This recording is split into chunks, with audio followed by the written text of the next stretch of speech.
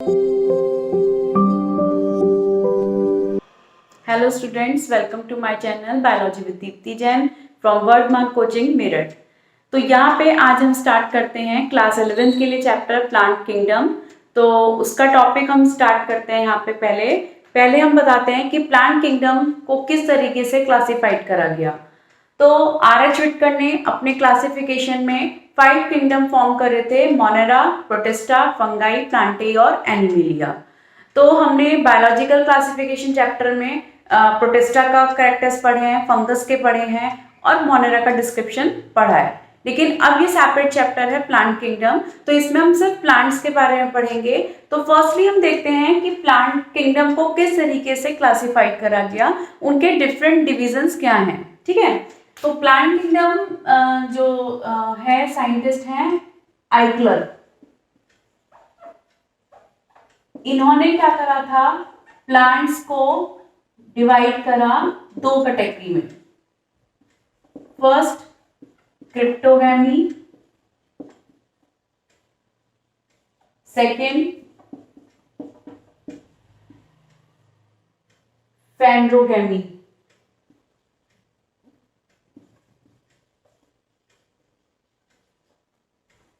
ठीक है, 2 हो गए, क्रिप्टोगैमी और फैंड्रोगैमी। तो ये है सब डिवीजन क्रिप्टोगैमी और फैंड्रोगैमी। तो ये किसके बेसिस पे है? सीड के बेसिस पे। ये सीडलेस होते हैं। ये वाले प्लांट्स क्या हैं? सीडलेस। और ये है सीड बियरिंग। सीड बियरिंग होते हैं, इसमें सेक्सुअल ऑर्गन बहुत ज्यादा वेल डेवलप नहीं होते, इसमें सेक्सुअल ऑर्गन वेल डेवलप्ड होते हैं। और ये वेस्कुलर प्लांट्स हैं। ये वाले कैसे होते हैं? वेस्कुलर। ठीक है, और ये वेस्कुलर और नॉन वेस्कुलर दोनों टाइप के मिलेंगे। कुछ इसमें नॉन वेस्कुलर है और कुछ क्या है इसमें? वेस्कुलर। तो इनमें क्रिप्टोगैमी में 3 डिवीजन आते हैं। फर्स्ट डिवीजन थैलोफाइटा, जिसको बोला जाता है normally algae. Second division bryophyta. Third division pteridophyta. इसी तरीके से फैंड्रोगैम्स को 2 डिवीजन में डिवाइड करा गया: जिम्नोस्पर्म और एंजियोस्पर्म।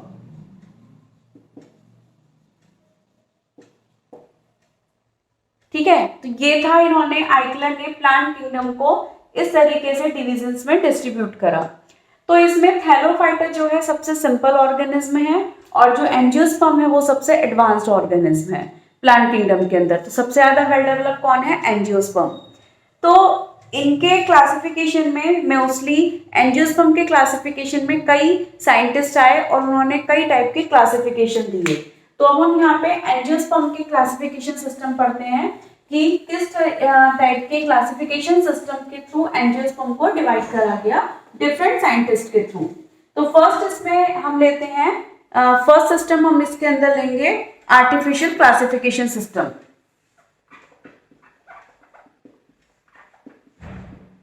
Artificial classification system.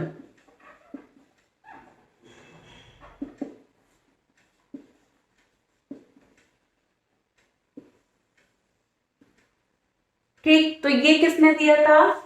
ये दिया गया बाय लिनियस, जो कि क्या है? Father of taxonomy. और फादर ऑफ बॉटनी कौन है? थियोप्रेस्टस। ठीक है, फादर ऑफ बॉटनी कौन कहलाते हैं?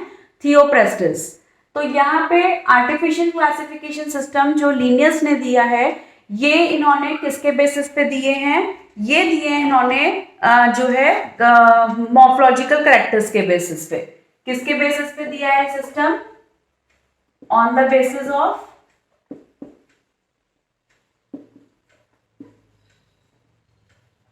Superficial morphological characters.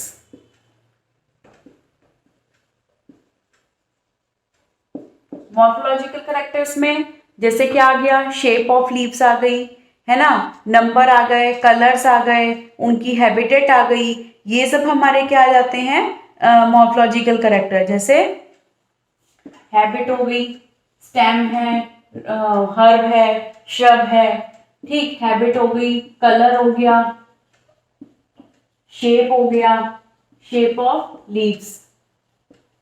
तो इस तरीके के ये कैरेक्टर्स जो हैं ये क्या थे, मॉर्फोलॉजिकल कैरेक्टर थे। इन पर बेस्ड इन्होंने क्लासिफिकेशन दिया।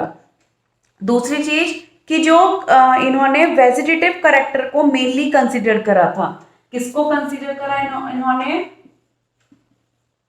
Consider mainly vegetative character and androecium, androecium characters. और इन्होंने सेक्सुअल कैरेक्टर और वेजिटेटिव कैरेक्टर को इक्वल वेटेज नहीं दिया था। इन्होंने किसको वो करा, सिर्फ वेजिटेटिव कैरेक्टर्स को ही इन्होंने क्या करा, कंसीडर करा। अपना मेन जो कंसेप्ट लिया वो किस पे लिया था इन्होंने, सिर्फ वेजिटेटिव कैरेक्टर पर। तो इन्होंने किसको, सेक्सुअल कैरेक्टर और वेजिटेटिव कैरेक्टर को दोनों को इक्वल वेटेज न देके सिर्फ किस पे प्रमोट करा इन्होंने, वेजिटेटिव कैरेक्टर्स के कैरेक्टर को लेकर। तो इसमें जो है ये इन्होंने बाकी एनवायरमेंटल फैक्टर्स इसके अंदर इंक्लूड हो गए। जो है, जो एनवायरमेंटल फैक्टर के थ्रू वेजिटेटिव कैरेक्टर में वेरिएशंस आती हैं या कुछ चेंजेस आते हैं, तो उनको लेकर इन्होंने क्या करा, क्लासिफिकेशन करा। कौन सा, आर्टिफिशियल क्लासिफिकेशन सिस्टम। फिर इसमें नेक्स्ट सिस्टम आता है नेचुरल क्लासिफिकेशन। तो नेचुरल क्लासिफिकेशन जो दिया था वो दो साइंटिस्ट थे, जॉर्ज बेंथम और दूसरे साइंटिस्ट थे हुकर। तो बेंथम हुकर की क्लासिफिकेशन सिस्टम के नाम से बहुत फेमस क्लासिफिकेशन है ये। सेकंड सिस्टम हो गया natural.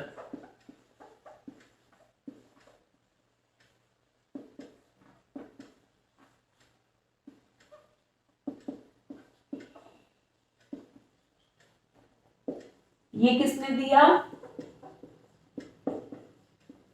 Bye Bentham and Hooker. Question आ जाते हैं इसके ऊपर, नेचुरल और आर्टिफिशियल क्लासिफिकेशन सिस्टम के ऊपर। 1 मार्क्स में इनके साइंटिस्ट पूछ लेंगे, किस साइंटिस्ट ने इनका क्लासिफिकेशन दिया है और दोनों में डिफरेंस क्या है, या इसको एक्सप्लेन करने के लिए। तो natural artificial classification, natural classification system किसने दिया, बेंथम एंड हुकर ने। तो ये जो क्लासिफिकेशन दिया ये इन्होंने नेचुरल एफिनिटी के बेसिस पे दिया। इन्होंने एक नेचुरल सिस्टम जो फॉर्म करा वो किसके बेसिस पे करा, जो ये भी हम जितने भी हम क्लासिफिकेशन सिस्टम के पढ़ रहे हैं ये सारे फ्लावरिंग प्लांट्स यानी कि एंजियोस्पर्म्स के लिए हैं। तो इन्होंने भी एंजियोस्पर्म के लिए ही दिया था और इन्होंने अपनी एक नेचुरल एफिनिटी फॉर्म करी प्लांट्स के लिए कि जिनके बेसिस पे इन्होंने कैरेक्टर दिए। ठीक है, किसके बेसिस पे इन्होंने दिया, on the basis of natural affinities. Natural affinities में क्या आ जाएंगे, एक्सटर्नल फीचर्स आ जाएंगे सारे, है ना, एक्सटर्नल कैरेक्टर्स और इंटरनल दोनों आ जाएंगे इसमें, है ना, एक्सटर्नल और इंटरनल।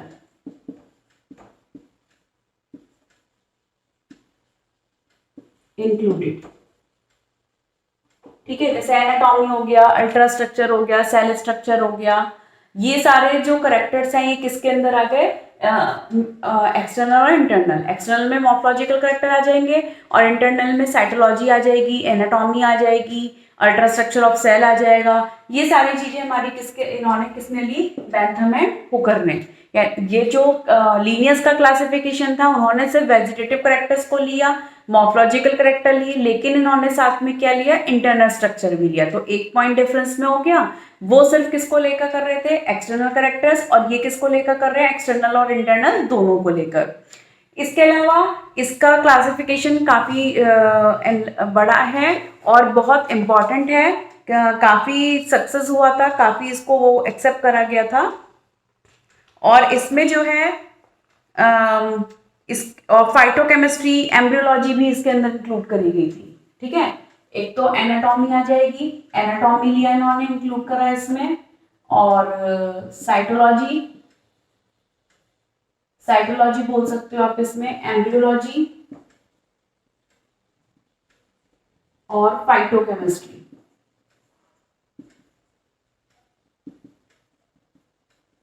ठीक है, इन स्ट्रक्चर के बेसिस पे इसको क्लासिफाइड करा गया। फिर उसके बाद हम नेक्स्ट सिस्टम लेते हैं यहाँ पे फाइलोजेनेटिक क्लासिफिकेशन सिस्टम। तो फाइलोजेनेटिक क्लासिफिकेशन सिस्टम ये इवोल्यूशनरी रिलेशनशिप पर बेस्ड है। सेकंड, ये सेकंड हो गया। अब थर्ड हमारा कौन सा system? Phylogenetic, phylogenetic classification system.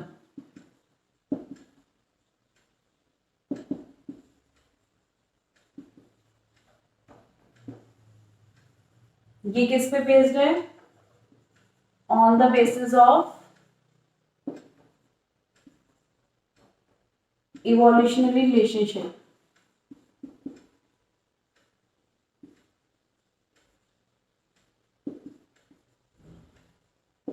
ये इवोल्यूशनरी रिलेशनशिप पे बेस्ड है कि कोई ऑर्गेनिज्म, कोई प्लांट, हम प्लांट की बात कर रहे हैं तो प्लांट का एंसेस्टर कौन है और उससे कौन डिराइव हो रहा है। तो इसके बेसिस पे इन्होंने अपना क्लासिफिकेशन दिया। और इसमें जो है इसमें सेम टैक्सा में इनको रखा गया था। जो कॉमन एंसेस्टर वाले थे उनको किस में रखा? एक टैक्सा के अंदर, है ना। कॉमन एंसेस्टर वाले को किस में रखा इन्होंने? कॉमन एंसेस्टर वालों को किस में इंक्लूड करा इन्होंने? सेम टैक्सा में, सेम कैटेगरी में इंक्लूड करा। ठीक। और इसके अलावा इसमें जो है डिफरेंट सोर्सेस से जो है डिफरेंट इंफॉर्मेशंस आती हैं फॉसिल्स एविडेंस के बेसिस पे, मतलब फॉसिल एविडेंस के बेसिस पे नहीं लेकर इन्होंने डिफरेंट वेरियस सोर्सेस के अकॉर्डिंग इन्होंने अपना क्लासिफिकेशन दिया। और उसके बेसिस पे इन्होंने जो है मतलब फॉसिल्स के बेसिस पे सपोर्ट नहीं करा, जो डिफरेंट सोर्सेस थे उसके बेसिस पे इन्होंने अपना क्लासिफिकेशन सिस्टम दिया। फिर उसके बाद फोर्थ सिस्टम इसके अंदर आता है साइटोटेक्सोनॉमी। ठीक है, तो साइटोटेक्सोनॉमी, साइटो मतलब यहाँ पे मीनिंग आता है साइटोलॉजी से, ठीक है, सेल स्ट्रक्चर के बेसिस पे। तो साइटोटेक्सोनॉमी हम किसे बोलेंगे? जिसमें कि सेल्स के कैरेक्टर को लेके स्टडी करी जा रही हो।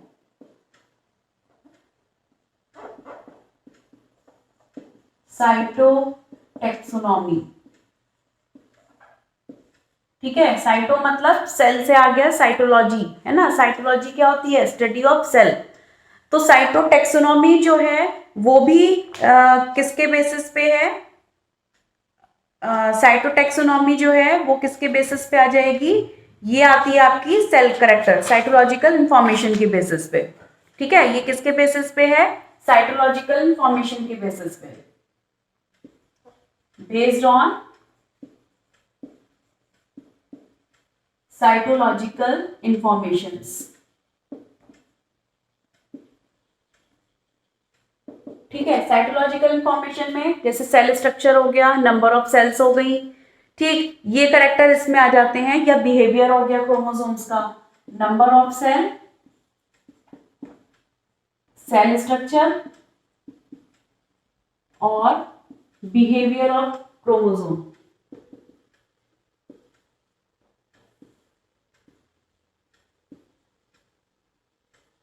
ठीक, इनके बेसिस पे जो है साइटोटॉक्सिनोमी को फॉर्म करा गया। तो इसमें बाकी इसको सेल डिवीजन के बेसिस पे भी इनको इंक्लूड, अब जैसे नंबर ऑफ क्रोमोसोम्स है ना, तो ये किसके बेसिस पे होगा? सेल डिवीजन, माइटोसिस हो रहा है या मियोसिस हो रहा है, तो इनके बेसिस पे क्या बनी? साइटोटैक्सोनॉमी। तो अब हम इसमें लेते हैं numerical, numerical taxonomy. Numerical taxonomy numbers के बेसिस पे, है ना। तो हम जो करेक्टर्स लेंगे वो नंबर्स के बेसिस पे लेंगे कि उनमें नंबर्स कितने हैं किसी चीज को लेके। तो नंबर्स के बेसिस पे जैसे हम कर रहे हैं, हंड्रेड्स ऑफ ऑब्जर्वेबल करेक्टर ले लिए और उन करेक्टर को हमने इक्वल वेटेज दिया। और इसके अलावा जो भी हम करेक्टर ले रहे हैं, डाटा ले रहे हैं, वो किस पर बेस्ड ले रहे हैं? नंबर्स के ऊपर। तो इसमें जो भी इंफॉर्मेशन आएगी वो किसके बेसिस पे आ रही है? नंबर्स के बेसिस पे आ रही है, हम उनको काउंट कर रहे हैं। तो नंबर और कोड जो है, जो भी करेक्टर को हम दे देते हैं, तो उसके बेसिस पे हम क्या कर रहे हैं, इनको करेक्टर्स को डिस्ट्रीब्यूट कर रहे हैं। तो ये किसके बेसिस पे हो गया, on the basis of numbers, number of characters. ठीक है, तो इसमें जो है नंबर के बेसिस पे कि जैसे कि उसमें नंबर ऑफ पेटल्स कितनी है, नंबर ऑफ स्टेमन्स कितने हैं, है ना, ये नंबर ऑफ जो है कार्पल कितनी है। ठीक, तो इस तरीके से हम लोग इसमें करेक्टर्स ले लेते हैं और उनके नंबर और कोड्स को असाइन कर कर डाटा फॉर्म करा जाता है, और उससे डाटा से कंप्यूटराइज के थ्रू, कंप्यूटर की हेल्प के थ्रू हम इसकी स्टडी कर सकते हैं। उसमें मतलब कि जिसके अंदर हम नंबर्स के बारे में स्टडी कर रहे हैं और प्लांट्स के कैरेक्टर को लेकर, तो वो न्यूमेरिकल टैक्सोनॉमी होती है। फिर इसमें लास्ट आती है सिक्स्थ जो है, वो है कीमो टैक्सोनॉमी। कीमो मतलब क्या हो गया, केमिकल। तो कीमो टैक्सोनॉमी मतलब हो गया जो केमिकल्स के बेसिस पे स्टडी करी जा रही है, जिसमें हम सेल की केमिस्ट्री के बारे में पढ़ रहे हैं, वो हमारी क्या होगी, कीमो टैक्सोनॉमी। तो ये जो है किसके बेसिस पे, केमिकल कॉन्स्टिट्यूशन के बेसिस पे हम प्लांट्स की जो स्टडी कर रहे हैं, वो क्या हो गया, chemo taxonomy, based on chemical constitution.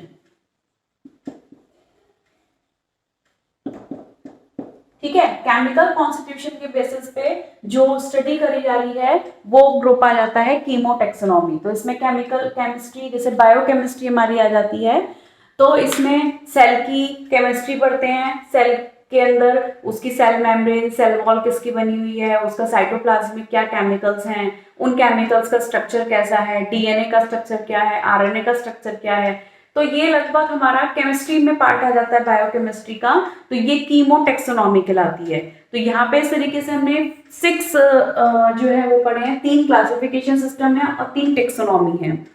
First हमने लिया था इसमें artificial classification system, second natural classification system, third phylogenetic classification system, फिर उसके बाद साइटोटैक्सोनॉमी, न्यूमेरिकल टैक्सोनॉमी और कीमो टैक्सोनॉमी। तो मैं आप जल्दी आपके पास नेक्स्ट टॉपिक लेकर आऊंगी, तब तक के लिए नमस्ते।